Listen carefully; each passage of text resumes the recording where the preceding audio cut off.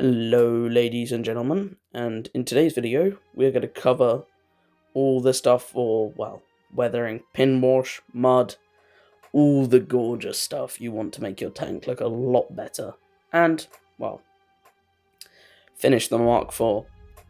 And yeah, I can't wait. I'm pretty sure you guys can't either.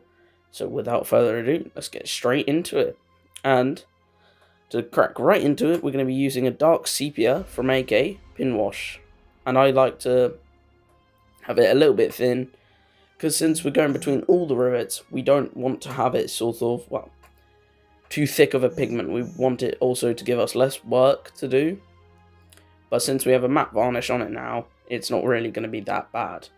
So I'm very happy that we had the matte varnish on, because if we had a gloss varnish, all the pin wash would pretty much wipe away a lot harder. Well, a lot easier. Because if we do that, it just doesn't do the effect as good. But if you use a matte varnish, as you can see here, it's a lot more controlled. And especially with these AK pin washers, they're so nice. I've been using pin washers, well, since I started using them for my tanks. They had that little bit of detail that everything needs for it. These were great and ended up blending them very nicely. And yeah, they look really good, work really well. Now we're going to do something called highlights. So we're going to go with a lighter base colour. I used a mixture of, well, the part 2 of the Dunkel Gelb and some white. And then we put it on all the rivets so that it can help pop. Because the tank has got a lot, and I mean a lot of these rivets. It gets tiring after a long while. Keep in mind I had to do both sides and everything on it. Was it worth it? Yes, I was super happy.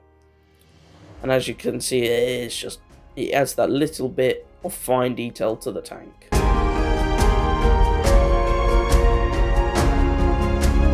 Now we are doing the rust on the exhaust. Well, not the exhaust, but the pipe. We are using a mixture of Winsor & Newton burnt sienna and some AK dark rust enamels. They work really well. I used the dark rust to create the darker rust, would you believe it? And I used the burnt sienna to help create a much lighter rust on all the normal chips. Anyway, now we're using some AK mud, which is some gorgeous mixture from them. They made it so perfect. You have to make sure to blend it sort of all over the place, because otherwise it gives it a very tight watermark around all the areas.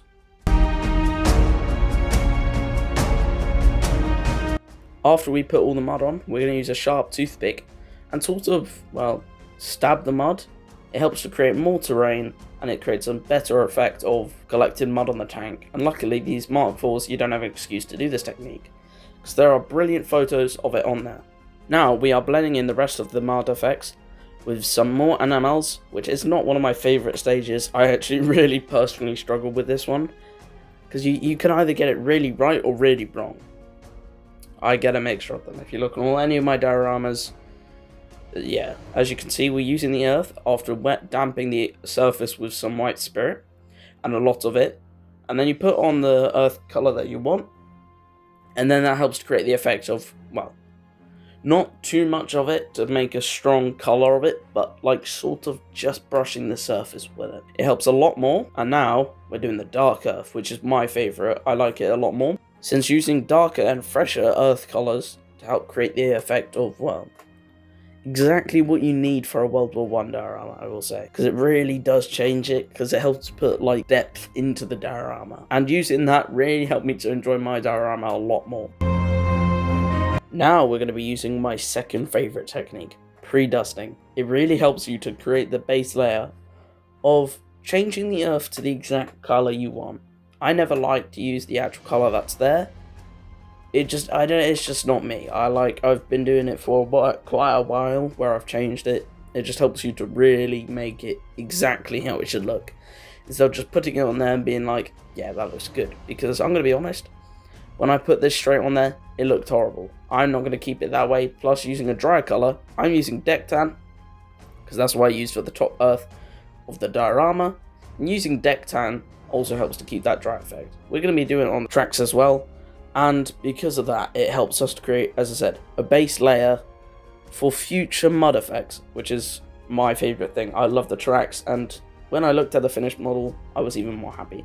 Personally, they look amazing. It's probably one of my best tracks, and that's including everything else. I was overall super happy how this ended up looking because the dusty colour was a great base coat, and I couldn't wait to get straight into some animal effects. Because we used some deck tan from Tamiya, we only had to wait an hour, and as you can see, this is just, we're going to add a little base, like the darker colour of it. The darker colour, we're going to add it more on the top to represent more wet mud that hasn't dried at the bottom. I should have probably done it the other way around. Is it a bit late now? Yes, but it does look pretty good. I'm pretty happy how it was now. So, without further ado, we're going to move into the NML effects. And as you can see on the side, that is what it looks like. And it's completely changed the colour from what we originally had. And personally, it helped create a lot more depth, because where the collected ones were, I realised I did it a little wrong. Turns out, after a little bit of this, it actually looked 10 times better than I thought it ever would. We're going to be using the fresh mud from AK again on all the areas, but we're going to be using it as a thin wash to help change the colour of the mud.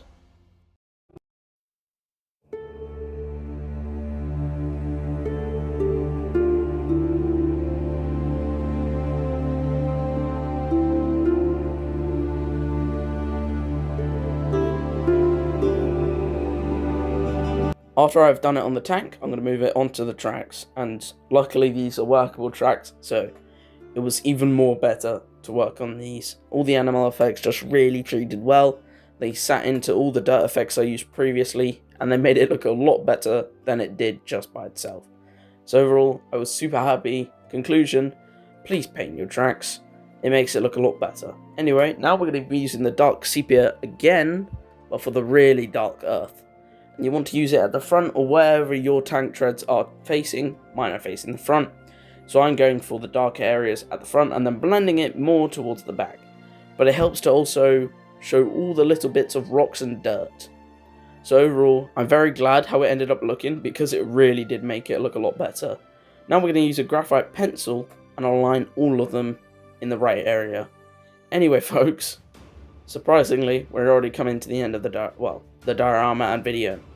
So I hope you guys enjoyed this little series of doing the Mark IV. I certainly did.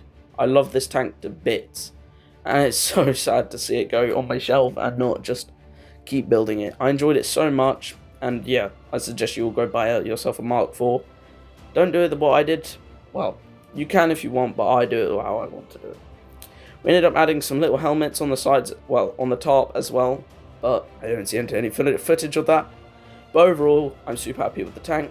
I hope to see you guys in the next video. Enjoy the final photos and videos, and I shall see you guys when I build something German. I cannot wait. I don't think you guys can either. Anyway, see you guys in the next one. Bye bye.